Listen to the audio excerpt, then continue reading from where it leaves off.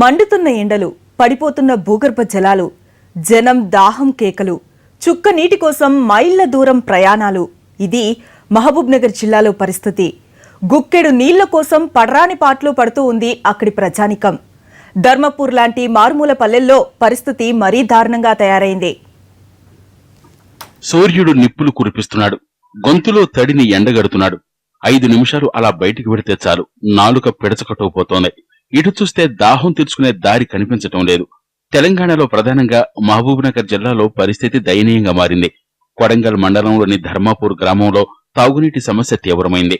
భూగర్భ జలాలు అడుగంటిపోవడంతో బోర్డులు పనిచేయటం లేదు. బావుల్లో నీళ్లు లేవు. అధికార యంత్రాంగం మండలంలోని ప్రజలకు ట్యాంకర్లతో నీళ్లు సరఫరా చేసినా ఏమాత్రం సరిపోవడం లేదు.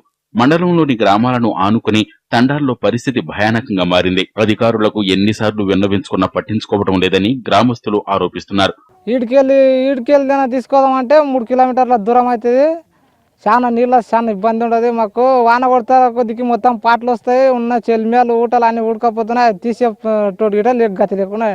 కొడంగల్ నియోజకవర్గంలోని 40 గ్రామాల్లో తీవ్ర నీటి ఎద్దడి ఉంది. తాగునీటి కోసం ప్రతి ఏడు అల్లాడిపోతున్నాయి ఇక్కడి గ్రామాలు.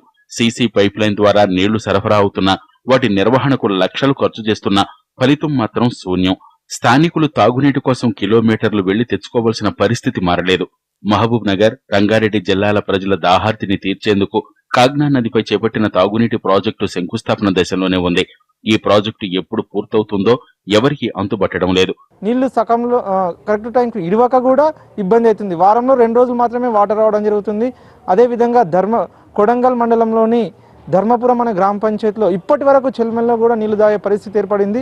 జిల్లా వ్యాప్తంగా తాగునీటి ఎద్దడి నెలకొంది. కొడంగల్ నియోజకవర్గంతో పాటు అన్ని మండలాలు, గ్రామాలు తాగునీటి కోసం నానా ఇబ్బందులు పడుతున్నాయి.